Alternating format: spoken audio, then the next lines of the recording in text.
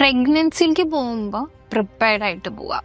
Y do want to motherhood enjoy ചെയ്തേക്കാളും motherhood purpose എന്ന രീതിയിൽ പോവാം. പലരും കല്യാണം കഴിച്ചു, കുട്ടികളുണ്ടാവണം, അതുകൊണ്ട് കുട്ടികളുണ്ടായി, ഒട്ടും പ്ലാൻഡ് ആവില്ല.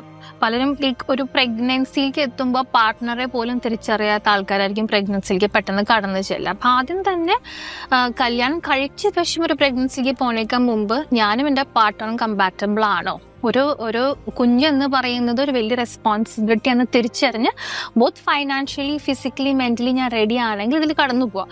അപ്പം തന്നെ ഇവരനുഭവിക്കാൻ പോകുന്ന ഈ പ്രഗ്നൻസിയുടെ സമയത്ത് ഉണ്ടാകുന്ന സ്ട്രെസ് കുറേയൊക്കെ അവർക്ക് കൺട്രോൾ ചെയ്യാൻ പറ്റും. ബിക്കോസ് പ്രഗ്നൻസി എന്ന് പറയുന്നത് രോഗം അല്ലെങ്കിലും it's A state of mind അല്ലേ. അപ്പം എല്ലാവരുടെയും സപ്പോർട്ട് വേണം. ആ കുഞ്ഞ് വളരുമ്പോൾ, എൻ്റെ ബോഡിയിൽ വളരുമ്പോൾ എനിക്കുണ്ടാകുന്ന ഹോർമോണൽ ചേഞ്ചസ് നോർമൽ ആണ് എന്ന് മനസ്സിലാക്കാനും അത് മനസ്സിലാക്കി എൻ്റെ പാർട്ട്ണർ സപ്പോർട്ട് ചെയ്യാൻ, പാർട്ട്ണർ പലപ്പോഴും നമ്മുടെ ഫാമിലിയാണ് സപ്പോർട്ട് ചെയ്യാറ്, അതും സപ്പോർട്ട് ചെയ്യാനുള്ള സിസ്റ്റം ക്രിയേറ്റ് ചെയ്തിട്ട് പ്രഗ്നൻസിക്ക് പോവുകയാണെങ്കിൽ ഒരുവിധം ഇത് നമുക്ക് മനസ്സിലാക്കാം. ഇനി ഇത് നമ്മുടെ കയ്യിലുള്ളതല്ല, ഇതെല്ലാം ഉണ്ടെങ്കിലും പലർക്കും ഡിപ്രഷൻ ഉണ്ടാവാം. ആ സമയത്ത് നമുക്ക് എന്ത് ചെയ്യാൻ പറ്റും എന്നുള്ളതാണ്. ആ സമയത്ത് നിങ്ങളുടെ സ്റ്റേറ്റ് ഓഫ് മൈൻഡ് ഡിപ്രസ്ഡ് ആണെങ്കിൽ നമുക്ക് സപ്പോർട്ട് എടുക്കാം. Like C A doctor, get A support group, അല്ലെങ്കിൽ ഏതെങ്കിലും തരത്തിൽ.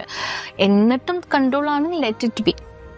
നമ്മൾ അത് ചിലർക്ക് ഭയങ്കര ഗിൽറ്റ് ഉണ്ടാവും, പ്രത്യേകിച്ച് മദേഴ്സിന്. ഞാൻ ക്യാരി ചെയ്ത സമയത്ത് ഒട്ടും കോൺഷ്യസ് ആയിരുന്നില്ല, ആ സമയത്ത് ഞാൻ ഭയങ്കര ഡിപ്രസ്ഡ് ആയിരുന്നു, എനിക്ക് വേറെ എന്തെങ്കിലും ചെയ്യായിരുന്നു.